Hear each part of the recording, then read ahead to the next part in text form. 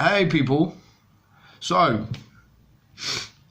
just thought I'd do a little video because I wanted to, I've seen a lot of stuff on YouTube about like coming off of Subutex and coming off of Subutex. I've watched all the videos like I'm sure many other people have. I've been on Subutex for about 6 months now, but then prior to that I was on it for quite a while before that, and then in between times I was on methadone. So I've kind of I've had an opiate in my system, and then before that obviously I was taking, you know, heroin and shit like that. So I've had an opiate in my system consistently for about 2 years now, but I've been on the Subutex for about 6 months now.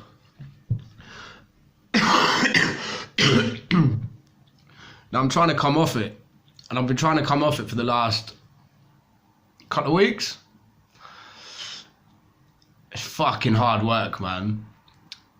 And it kind of drove me onto the YouTube kind of thing to try and find out what other people's experiences were, if other people were having the same experience as mine. And yeah, I pretty much found out that it's hard fucking work. It's not even a physical, it's more like a mental thing. It's really weird because I've come off all kinds of drugs over the years. I've come off like crack, cocaine, amphetamines, you know, heavy use of these kind of things, cocaine. But with this Subutex stuff, man, like, and just to let you know right now, I don't take it like it's meant to be taken. So I don't take it under my tongue. I kind of sniff it. You're not meant to do that, but it gives you a different kind of buzz. And I've been doing that consistently for like 6 months. I was on a prescription for like 8 milligrams. So I was on that for a little while, and I managed to, through the help of the doctor, get myself down to 2 milligrams. Now that was hard work in itself, just purely because the doctors don't seem to want to take you off it. They seem to want to keep you on this shit forever.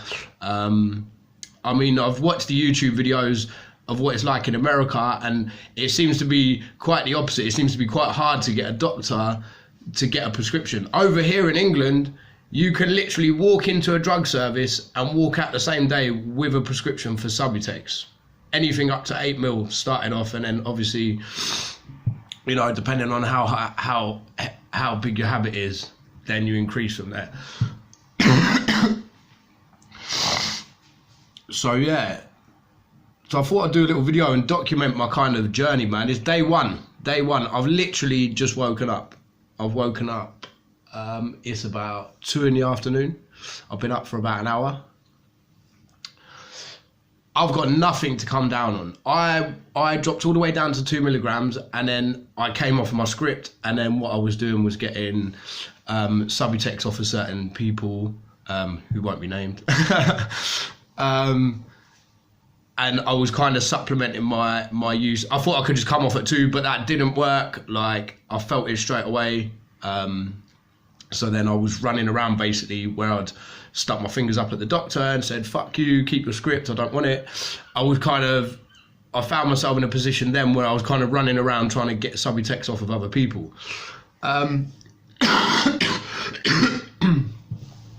So today's the first day. I've tried having a day one before.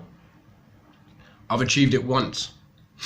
I think I got to day 2 one time, and that was through the help of gabapentin. I took a couple of gabapentin. I've actually got 2 gabapentins here, and I'm trying to hold out until it really gets bad, you know. But at the moment I feel fine. It's just really the hardest part of it is the psychological part. It's like, I don't know if anyone relates to this, but it feels like, imagine you've had a warm coat on you're out in the cold, but you've got a really warm coat on, and you feel warm and fuzzy inside, and you're with a group of friends. Imagine then all of a sudden finding yourself in the middle of a woods, there's no one there, it's pure blizzard, and you haven't got the jacket on, and you're freezing cold, and you're all alone. That's kind of what it feels like to come off of Subutex. That's the best way I can describe it, for myself anyway. that mental kind of trauma that you go through of feeling lonely. For me anyway, I feel really alone. I feel really isolated. The coldness, man, the coldness just gets into your bones. And I'm not a weak person, you know, like I do mixed martial arts. I do all kinds of training. I'm very strong-willed. I can take a lot of pain, that's for sure. And a lot of psychological pain as well, I have done in my life. But this right here, just doing this simple thing, i.e. coming off the Subutex, it just seems like, it has seemed for a long time like an impossible task to achieve, and an unclimbable mountain for me. I thought I was going to be stuck in it forever. I've kind of been pushed into a situation where I have to get off it. If I don't get off it, I'm not going to get accommodation. You know, I'm trying to get into an accommodation, and the criteria is that you have to be drug free, like alcohol free. They do breath tests, they do drug tests, they test for Subutex, they test for everything. And if you come up positive, you're out of there. They won't even give you a chance, you know. But on the flip side, if I can show them that I'm not on anything, I'll get a really good spot where I can live, and I can finally get a bit settled, and I can get back into all the shit that I've kind of lost because of this stuff, man, because of the Subutex, because of the drug use. You know, I used to have my life together, man, believe it or not. My kind of story is similar in a lot of ways to a lot of addicts. Not so much the American, because I've seen there's definitely a difference. There's definitely a trend with the American kind of Subutex and Suboxone addicts and the people over here. The people over here, we're much more like career drug users. We've started off young, you know, we started off with the cannabis, smoking weed when we were kids, and then we progressed into the ecstasy, the amphetamines, and then onto the harder drugs in our late, as our drug use progressed, man. You know, the pattern I'm seeing with like the American kind of users is that they seem to be getting on it from doctors, man. Like they seem to have gone through a life circumstance, like maybe it's a car crash, maybe they've, you know, had to go into hospital for some reason, and then they've been prescribed opiates, and their kind of addiction has progressed from there. You know, so, I mean, I kind of feel for you lot in America, man. I feel like it's quite, you lot have got it difficult, man. Like, because you didn't ever know about this stuff. We knew about it and we still chased it, and we're suffering the consequences now. This is the consequences I'm suffering now are all self-inflicted. And as much as I hate the system, as much as I like to blame everyone else as an addict, you know, that's a normal thing for us to do, you know, as much as I love to blame everyone else, it was my fault that I'm in this situation now. I chose to do what I do, knowing the consequences. You know, I saw it with my parents, I've seen it with my friends around me, you know, and still I chased that because I like to feel good, man. I like to feel good, you know.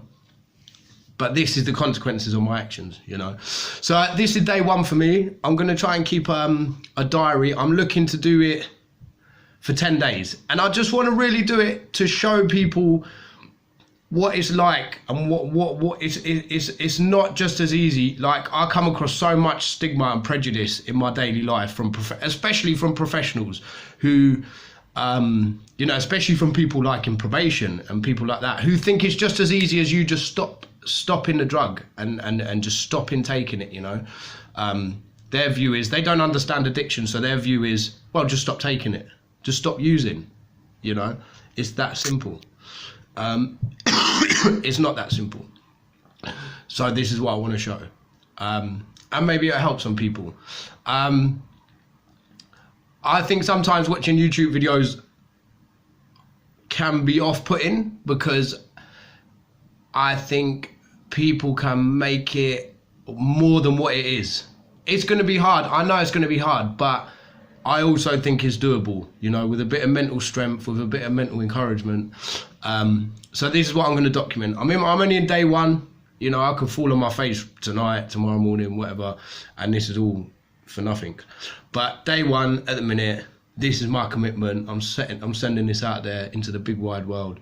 I can feel it already. I feel the lights are a bit brighter. Everything's a bit more intense. I've got a couple of 600 milligram gabapentins that I'm gonna save until it really gets bad, and I'm just gonna use them just to get me over the worst of it.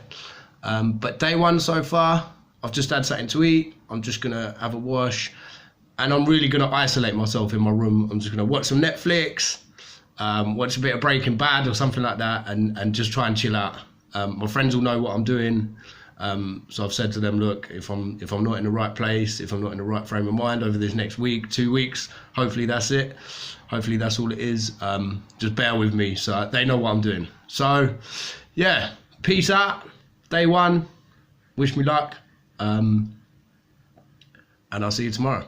And good luck to anyone who comes across this video who's thinking about doing the same thing. Do it, man. Let's get our lives back, man. Fuck this addiction shit, man. It's not about, there is more to life than chasing drugs around. All right, peace out. Bye.